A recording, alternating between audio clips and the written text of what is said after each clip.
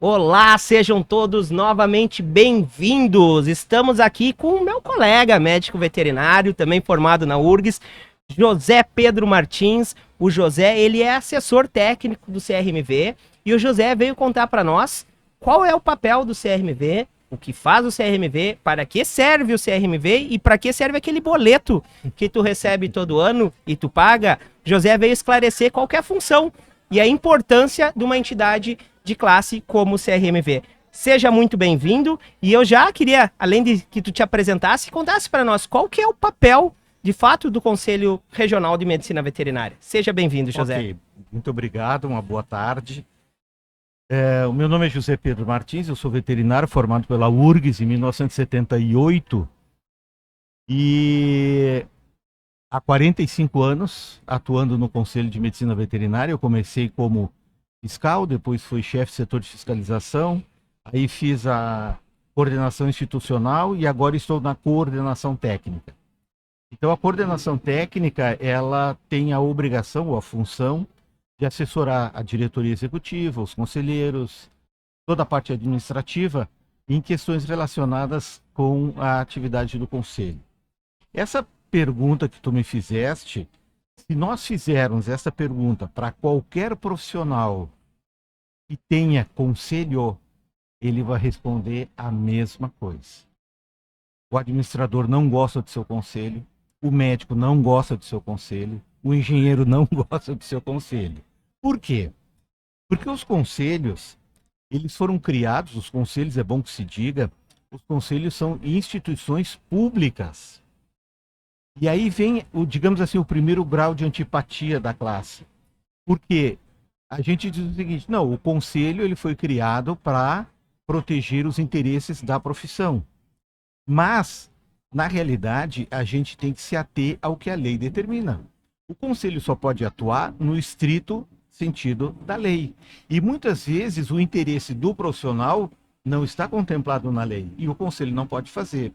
Então fica um jogo que é assim, ó, quando o conselho faz alguma coisa que eu gosto, legal. Quando o conselho faz alguma coisa que eu não gosto, mas a lei obriga que ele faça, eu não gosto. Eu costumo usar uma figura dizendo o seguinte, que o conselho é que nem um casamento. A pessoa que não é casada quer casar. E a pessoa que é casada quer descasar. As profissões que têm o seu conselho não gostam do seu conselho. E as profissões que não têm o seu conselho querem o seu conselho. Um exemplo latente, patente disso é, lembramos do Fernando Henrique Cardoso, a dona Ruth Cardoso, sociólogos, e durante os 8 anos de governo deles, eles tentaram criar o Conselho Federal e os Conselhos Regionais de Sociologia, e não conseguiram. Tá?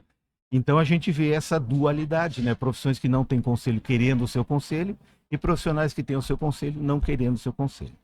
Mas voltando à tônica da nossa conversa.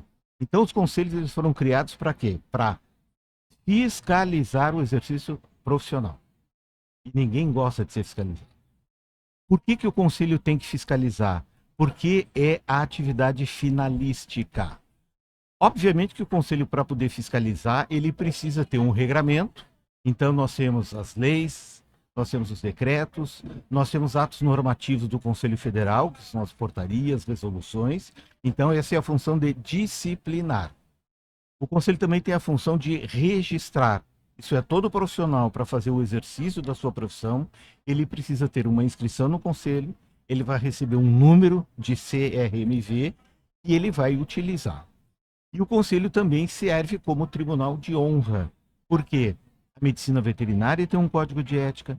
No caso do nosso conselho, nós ainda temos os zootecnistas, e enquanto não criarem o seu próprio conselho, eles vão ser fiscalizados e registrados pelo nosso sistema, Conselho Federal, Conselhos Regionais de Medicina Veterinária. E o que acontece? Esse disciplinamento e, sobretudo, a questão do código de ética é que se costuma dizer o seguinte, os conselhos foram criados para preservar os direitos da sociedade. Eu diria que isso é uma consequência da atividade finalística básica, que é a fiscalização do exercício profissional. Então, o conselho fiscaliza o profissional para que a sociedade tenha o melhor produto e o melhor serviço. E, evidentemente, E o código de ética, o que que ele é? Ele é um código de conduta, tá? Se nós lermos os preceitos, nós temos 118 preceitos no código de ética. Ele vai dizer, o médico veterinário tem esses direitos, o médico veterinário tem esses deveres, o médico veterinário tem essas obrigações. E o que que é isso? É um código de postura. E se a gente for imaginar, o código de ética, ele está numa concepção de um mundo ideal. Então, idealmente, o que que nós teríamos? Os 200 mil médicos veterinários em atividade profissional no Brasil, todos eles vão ter o mesmo comportamento. No mundo real, o que que acontece? Não é bem assim, porque cada pessoa é um mundo individual, à parte. Não existem duas pessoas iguais, nem os gêmeos univitelinos, a vida transforma ele em seres diferentes. Então, a gente vive numa dualidade entre o ideal, o mundo ideal, que está no código de ética, e o mundo real, que é o dia a dia, o cotidiano, o exercício profissional. E aí, a gente chega a uma conclusão que o médico veterinário, quando o conselho julga ele para proteger a sociedade, está julgando ele no mundo ideal, mas o ato que ele praticou é no mundo real. Então, hoje, a medicina veterinária é uma profissão e o médico veterinário é um profissional, ele precisa ter cuidado, ele precisa ter zelo. E quando a gente faz, eu particularmente, quando faço conversa para os alunos e também nas solenidades de entrega de cédula de identidade profissional, eu digo o seguinte: o preceito básico do Código de Ética diz assim: o médico veterinário deve exercer a sua profissão com o máximo de zelo e utilizando o melhor do seu conhecimento. Zelo, o que que é? Zelo é cuidado. O que que é a capacidade? É o quanto eu sei. E aí eu costumo dar um exemplo. Por exemplo, um médico veterinário tem uma clínica veterinária especializada em felinos. Este médico veterinário, altamente capacitado, reconhecido nacional e internacionalmente como um expert em medicina de felinos. Quando um cliente chega com um paciente no consultório dele, se a janela do consultório estiver aberta e o gato fugir pela janela aberta, o que que vai acontecer com a competência e a capacidade profissional dele? Foi pro ralo. Não interessa. O que que ele fez? Ele não teve zelo, não teve cuidado. Então hoje, se o conselho pode dar um conselho, seria isso: exerça a sua profissão com zelo, cuidado. Tá? E hoje a gente tem ferramentas, o Código de Defesa do Consumidor, quem trabalha na linha PET especialmente, tá? Vamos tirar as outras áreas da medicina veterinária, mas a linha PET, onde tu tem um triângulo, o proprietário do animal, o paciente e o veterinário. Nós não temos problemas com o nosso paciente.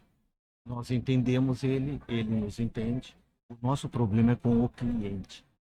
E o cliente tem o poder de mando no paciente. E aí eu digo para os meus colegas, leiam o Código de Defesa do Consumidor. Porque o ato médico veterinário é uma relação de consumo. E nesta relação de consumo prevalece o Código de Defesa do Consumidor, que tem uma figura jurídica que é chamada inversão do ônus da prova. No Código de Defesa do Consumidor, eu, como consumidor, te acuso e cabe a ti te defender e provar que eu estou errado.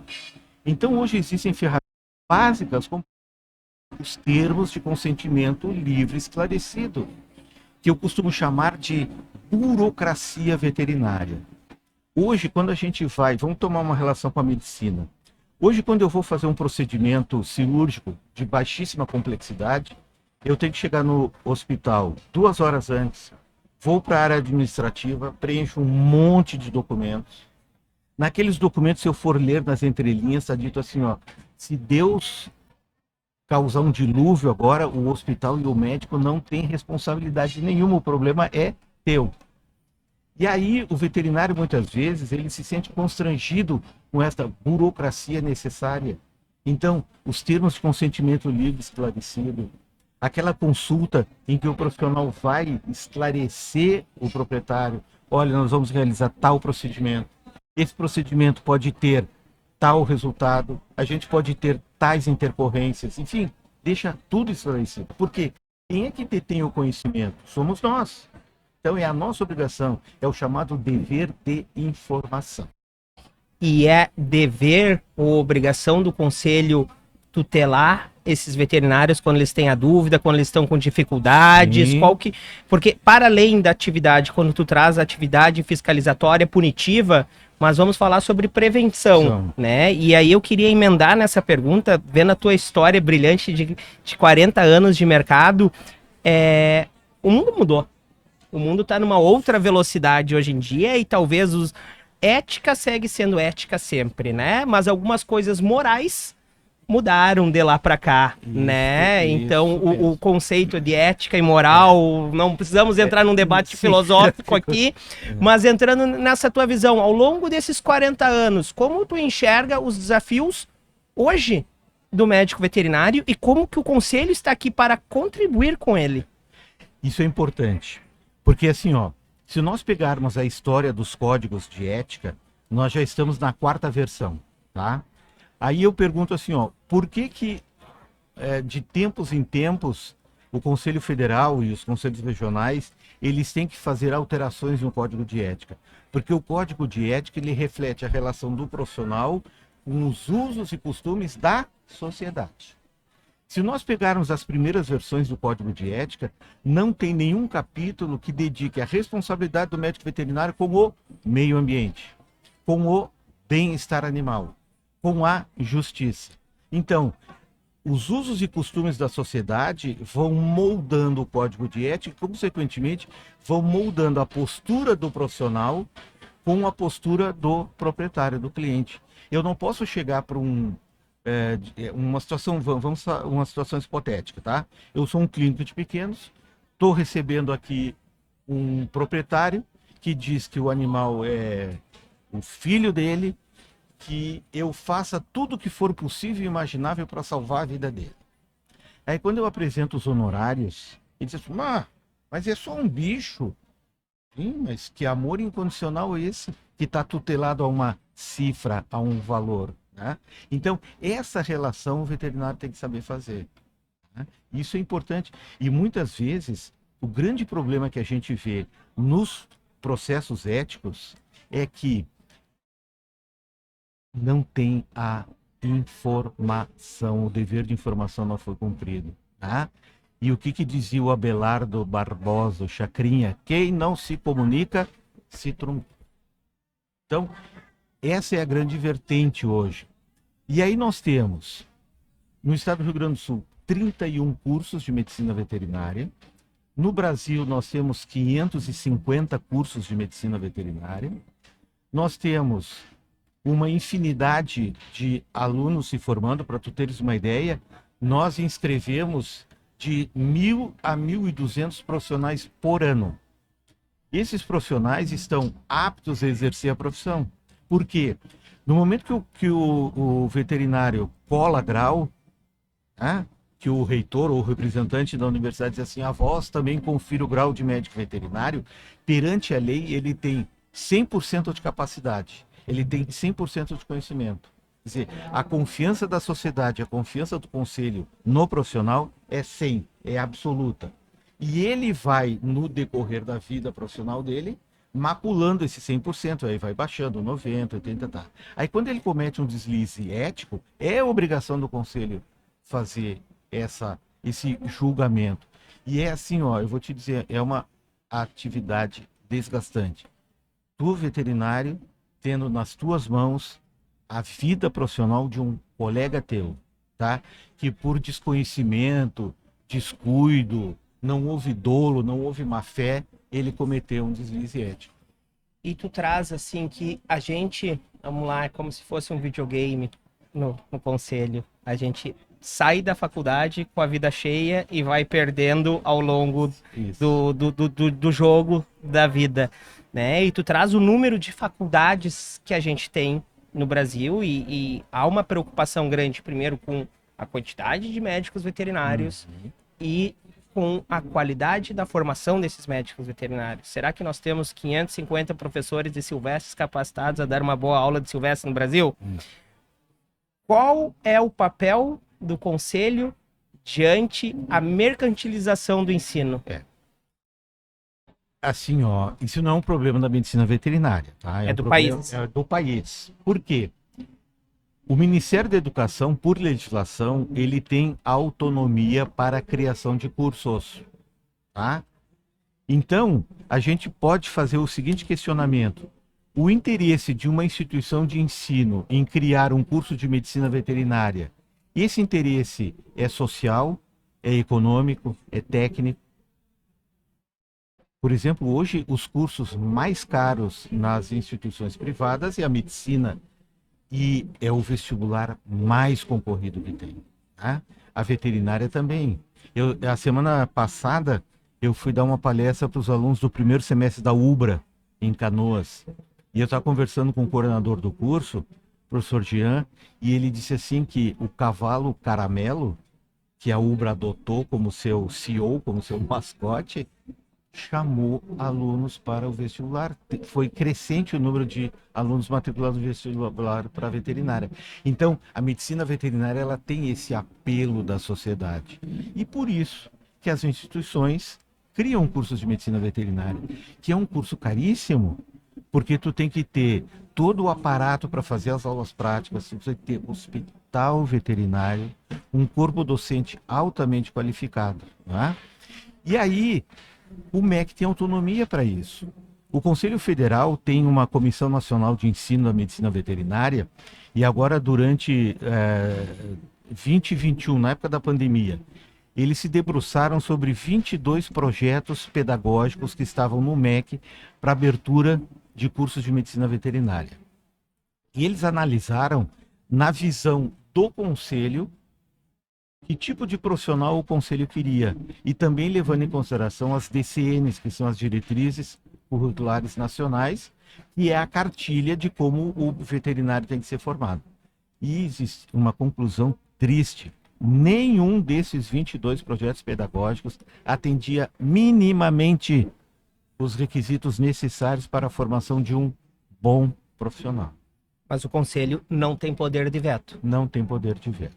Tanto é que o Conselho entrou com uma ação tentando fazer com que a medicina conseguiu, né? Porque a medicina tem um apelo social muito grande. Então a medicina conseguiu que durante 5 anos o MEC não autorizasse a abertura de nenhum curso de medicina. Nós conseguimos isso, mas expira este ano que vem, né? E o federal, o nosso Conselho Federal, ele está muito preocupado porque dificilmente esta prorrogação vai ser renovada. Então, irá aumentar o número. Irá aumentar. Então, assim, ó, quem é que conhece melhor a profissão? É o Conselho. Mas não existe essa relação entre o Conselho e o Ministério da Educação. Então, os cursos, eles são abertos para atender interesses que não são, muitas vezes, o interesse da melhor formação profissional. Para resumir, o papel do Conselho é diante do profissional já formado. O papel do conselho é estabelecer uma diretriz ética e moral para esse profissional. Exatamente. E fazer com que ele flua da menor maneira possível. Paralelo a isso, o conselho faz lobby político para que interesses da classe sejam preservados, seja no Ministério da Educação, seja em qualquer outro ministério que vise, talvez, ou um projeto de lei que vise isso. Então, quando falam que é papel do conselho regular as faculdades, não é um papel direito. Não, digamos assim, o conselho não tem uma ação direta, tem uma ação indireta, tá? É papel do Ministério da Educação. Vamos pegar uma questão agora, né?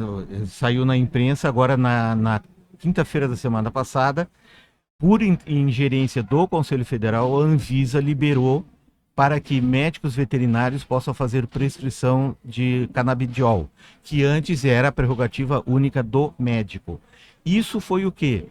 O Conselho Federal, né, o sistema, demonstrou à Anvisa que o médico veterinário tem capacidade e tem competência para fazer a prescrição desses medicamentos. Então, esse é um papel do do conselho. conselho. Tá? E aí, isso se difere também do papel do sindicato, que é onde vai ter a normatização da profissão, que eu vejo muita Isso. gente na internet sendo Isso. hater do conselho, Isso. dizendo que não recebe o piso e é culpa do conselho. Isso aí também é verdade. Por quê?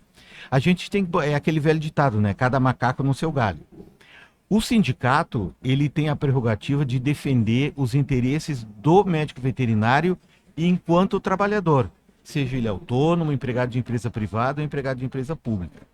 Nós temos, a nossa profissão é uma das poucas profissões que tem salário mínimo estabelecido por lei, que é a lei número 4.950. Acontece que, no decorrer desses últimos anos, o que aconteceu? O enfraquecimento do movimento sindical. Então, aquela força que os sindicatos tinham de fazer as negociações de trabalho, os acordos coletivos, os dissídios coletivos, cumprimento de piso salarial, isso não existe mais. E passa também pelo número de profissionais, né? Uma lei básica da economia, a lei da oferta e da procura, Oferta né? e da procura, né? Tendo 550 escolas, é impossível tu dizer que tu vai pagar um salário mínimo para aquele profissional. A oferta está maior do que a demanda. E a gente, digamos assim, voltando ao mundo ideal, no mundo ideal seria o seguinte: bom, se a lei determina que o salário mínimo profissional do médico veterinário é X, e estão oferecendo X menos 1, nenhum veterinário aceita. Claro que ele vai aceitar. E tu pode entrar, o conselho pode entrar no julgamento do médico, julgar o colega que recebeu uma proposta de trabalho, uma proposta de emprego, vai receber menos do que o salário mínimo profissional, e assim, não, tu está sendo antiético. É uma questão de sobrevivência, né? Então, esses limites da ética, da moral, da técnica, do exercício profissional, da realidade, o que a gente vê hoje? Tu pega, via de regra, as prefeituras municipais, fazem um edital, né? Vamos contratar profissionais de nível superior, profissionais da área da saúde, nutricionista, odontólogo, fisioterapeuta, médico veterinário, médico. E aí o salário do médico num patamar acima de todos os outros e eles embaixo. E uma vez eu tive uma reunião na FAMURS e aí eu perguntei assim, ó, por que essa predileção do prefeito em remunerar melhor o médico? Aí eles disseram, se nós não dermos estes salários, os médicos não vêm. Mas está mudando, né? Porque a medicina está crescendo também. Justamente. Vai ter muita oferta da mesma forma. Entre o ideal e o real, um baita papo contigo, José. Obrigado pela tua conversa. Poderíamos ficar o dia todo aqui conversando. Tem um assunto. A Camila disse para nós aqui que tu era a enciclopédia do CRMV. Muito gostoso o papo. Tu trouxe um papo que é um papo de burocracia. Sim. De uma maneira muito palatável. Quero te agradecer, te parabenizar pela forma como tu comunicou com a gente e te convidar a te despedir das pessoas que estão nos assistindo com uma consideração final. Então eu diria o seguinte, ó, ao colega médico veterinário, e vamos estender também ao zootecnista. Qualquer dúvida que vocês tiverem, consultem o conselho. Né? Eu costumo dizer, o conselho dá consultoria de graça, eu dou consultoria de graça. Né? Eu não sei, eu vou perguntar, vou pesquisar, vou buscar. Não erre, né? Procure a informação, porque uma das funções do conselho é justamente essa, a de dar a orientação. Não diga, eu errei porque eu não sabia. Diga assim, eu errei porque eu não fui buscar a informação suficiente, que está à disposição no conselho para todos. Aproprie-se do conselho, use essa ferramenta aí ao teu favor, colega, e seja o protagonista aí da tua história. José, muito obrigado. Aqueles que estão conosco até aqui agora, meu muito obrigado também e até a próxima. Tchau, tchau.